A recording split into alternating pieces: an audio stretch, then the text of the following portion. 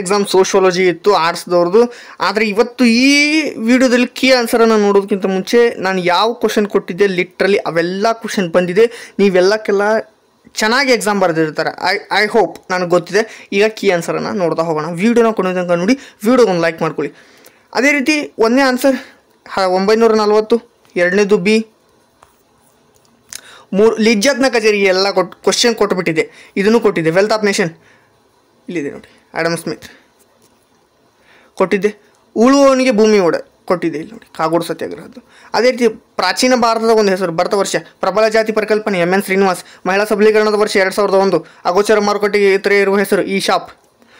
ಇನ್ನೊಂದು ಸ್ವಗೌರವ ಚಳುವಳಿಯನ್ನು ಆರಂಭಿಸಿರ್ತಕ್ಕಂಥವ್ರು ಪೆರಿಯಾರ್ EV ರಾಮಸ್ವಾಮಿ ನಾಯ್ಕರ್. ಇದಿಷ್ಟಾಯಿತು. ಕೆನೆಪದರಕ್ಕೆ ಕೆನೆಪದರ ಇಲ್ಲಿ ಹಾಕಿಬಿಟ್ಟಿದ್ದೆ ನಾನು, ನೀವೇ ನೋಡ್ಕೊಂಬಿಡಿ ಏನೇನಂತ ಇಲ್ಲಿ ಹಾಕಿದ್ದೇನೆ. ಇಲ್ಲಿದೆ TRP ಇದೊಂದಾಯಿತು. ಜಾಗತೀಕರಣ Theodore Leavitt ಇದಿಷ್ಟಾಯಿತು. ಹಸಿರು ಕ್ರಾಂತಿ ಇಲ್ಲಿದೆ. ಇದೆಲ್ಲ ಆದ ನಂತರ ನೆಕ್ಸ್ಟ್ ಭಾರತದ ಯಾವುದಾದ್ರೂ ಒಂದು ಧಾರ್ಮಿಕ ಸಮುದಾಯವನ್ನು ಹೆಸರಿಸಿ. ಹಿಂದೂ ಆಗಿರ್ಬೋದು, ಬೌದ್ಧ ಆಗಿರ್ಬೋದು, ಕ್ರೈಸ್ತ ಆಗಿರ್ಬೋದು, ಜೈನ ಆಗಿರ್ಬೋದು, ಕರೋಷ್ಟ ಯಾವುದಾದ್ರೂ ಆಗಿರ್ಬೋದು. ಕನ್ನಡ ಭಾಷೆಗೆ ಶಾಸ್ತ್ರೀಯ ಸ್ಥಾನಮಾನ ಸಿಕ್ಕಿದೆ 2008. ಇಲ್ಲಂ ಎಂದರೆ ಕೇರಳದ ನಂಬೋದ್ರಿ ಅವಿಭಕ್ತ ಕುಟುಂಬವೇ ಇಲ್ಲಂ. ಇಲ್ಲಂ ಅಂತಂದರೆ ಕೇರಳದ ನಂಬೋದ್ರಿ ಕುಟುಂಬ. Okay. IRDP Indian rural development programme ಅಷ್ಟೇ. ರೈತ ಚಳುವಳಿ ಎಂದರೇನು? ವ್ಯವಸಾಯಕ್ಕೆ ಸಂಬಂಧಪಟ್ಟ ವರ್ಗಗಳ ಚಳುವಳಿಯನ್ನು ರೈತ ಚಳುವಳಿ ಅಂತ ಕರಿತೇವೆ. ಈಗ 2 ಅಂಕದ ಪ್ರಶ್ನೆ, ಇವೆಲ್ಲ ಪ್ರಶ್ನೆ ಕೊಟ್ಟುಬಿಟ್ಟಿದೆ. ಲಿಟ್ರಲಿ ಹೇಳ್ತಾ ಇದ್ದೀನಿ, ಯಾವ ಕ್ವಶನ್ ಕೊಟ್ಟಿದೆ ಅವೆಲ್ಲ ಕ್ವಶನ್ನು ಇಲ್ಲಿ ರಿಪೀಟ್ ಆಗಿದೆ. ಮಕ್ಕಳ ಲಿಂಗಾನುಪಾತ ಕುಸಿಯಲು ಕಾರಣವೇನು? ಮಕ್ಕಳ ಲಿಂಗಾನುಪಾತ ಕುಸಿಯಲು 2 ಕಾರಣ: ಹೆಣ್ಣು ಶಿಶು ಹತ್ಯೆ, ಗಂಡು ಸಂತಾನ ಬಯಕೆಯ ಅಭಿಲಾಷೆ. ದಕ್ಷಿಣ ವಲಯದ ಯಾವುದಾದ್ರೂ 2 ಬುಡಕಟ್ಟುಗಳು, ಸೋಲಿಗಾಗಿರ್ಬೋದು, ಇರುಳ ಆಗಿರ್ಬೋದು. ಸ್ವಸಹಾಯ ಎಂದರೇನು? ಸ್ವಇಚ್ಛೆಯಿಂದ ನಿಯಮಿತವಾಗಿ ಸಣ್ಣ ಮೊತ್ತವನ್ನು ಉಳಿತಾಯ ಮಾಡಿ ಪರಸ್ಪರ ನೆರವಿನ ಮೂಲಕ ತಮ್ಮ ತುರ್ತು ಅಗತ್ಯತೆಗಳನ್ನು ಪೂರೈಸಿಕೊಳ್ಳುವ ಸಾಮಾಜಿಕ ಮತ್ತು ಆರ್ಥಿಕ ಹಿನ್ನೆಲೆಯಿಂದ ಬಂದ ಸಣ್ಣ ಉದ್ಯಮಿದಾರರನ್ನು ಒಳಗೊಂಡ ಸಮೂಹವೇ ಸ್ವಸಹಾಯ ಸಂಘಗಳು. ಇದಿಷ್ಟಾಯಿತು. ಭಾರತೀಯ ಗ್ರಾಮಗಳ ಯಾವುದಾದ್ರೂ 2 ಲಕ್ಷಣಗಳನ್ನು ತಿಳಿಸಿ. ಚಿಕ್ಕ ಗಾತ್ರ, ಪ್ರಾಥಮಿಕ ಸಂಬಂಧ. ನಗರೀಕರಣ ಎಂದರೇನು? ನಗರೀಕರಣ ಅಂತಂದರೆ ಕೃಷಿಯಿಂದ ಕೃಷಿಯೇತರ ಚಟುವಟಿಕೆಗಳಾಗಿರ್ತಕ್ಕಂಥ ವ್ಯಾಪಾರ, ಉತ್ಪಾದನೆ, ನೌಕರಿ ಇತ್ಯಾದಿ ವೃತ್ತಿಗಳ ಮೇಲೆ ಅವಲಂಬಿಸಿರುವುದೇ ನಗರೀಕರಣವಾಗಿದೆ. ಅಂತರ್ಜಾಲ ಎಂದರೇನು?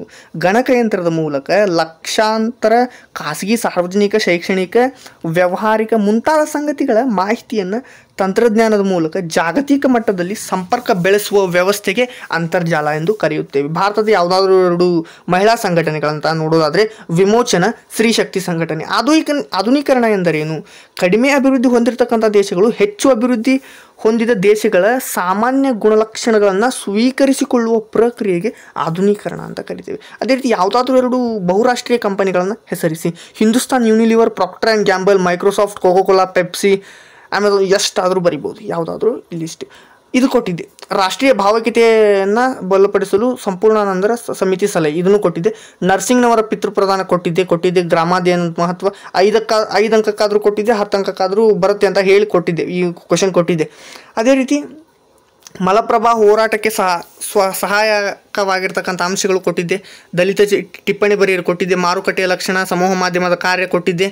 ಸಂಸ್ಕೃತಾನೀಕರಣದ 5 ಅಂಶಗಳನ್ನು ಕೊಟ್ಟಿದ್ದೆ. ಇದ್ರ ಮೇಲೆ ವಿಡಿಯೋನ ಮಾಡಿಬಿಟ್ಟಿದ್ದೆ ನಾನು. ಹೌದು, ಇಲ್ಲಿ ವಿಡಿಯೋ ಮಾಡಿದ್ದೆ. ಅದೇ ರೀತಿ ಜಾತಿಯನ್ನು ವ್ಯಾಖ್ಯಾನಿಸಿ ಇದ್ರ ವಿಡಿಯೋ ಮಾಡಿದ್ದೆ. ಇದು ವಿಡಿಯೋ ಮಾಡಿದ್ದೆಲ್ಲ ಈ ಒಂದು ಕ್ವಶನನ್ನು ಕೊಟ್ಟಿದ್ದೆ. ಕೊಳಚೆ ಪ್ರದೇಶ ಎಂದರೇನು? ಕೊಳಚೆ ಪ್ರದೇಶ ಈ ಕ್ವಶನನ್ನು ನಾನು ಕೊಟ್ಟಿರಲಿಲ್ಲ, ನಿಜವಾಗ್ಲೂ ಹೇಳ್ತಾ ಇದ್ದೇನೆ, ಕೊಟ್ಟಿರಲಿಲ್ಲ. ಅದೇ ರೀತಿ ನಿನ್ನೆನೇ ಯಾವ್ಯಾವ ಗ್ರಾಮಾಧ್ಯಯನದ ಮಹತ್ವ ವಿಡಿಯೋ ಮಾಡಿದ್ದೆ. ಅವಿಭಕ್ತ ಕುಟುಂಬದ ಅನುಕೂಲ ಅನಾನುಕೂಲಗಳ ಮೇಲೆ ವಿಡಿಯೋ ಮಾಡಿದ್ದೆ. ಇದೆಲ್ಲವನ್ನು ವಿಡಿಯೋ ಮಾಡಿದ್ದೆ ನಾನು. ಮತ್ತು ಇನ್ನೊಂದು ಯಾವುದಪ್ಪ ಇಲ್ಲಿದೆ ನೋಡಿ, ಇದ್ರದ್ದು ಮೇಲೆ ಒಂದು ವಿಡಿಯೋ ಮಾಡಿದ್ದೆ. ಇವೆಲ್ಲವೂ ನಿಮಗೆ ಹೆಲ್ಪ್ ಆಗಿದೆ ಅಂತ ಹೇಳ್ತಾನೆ.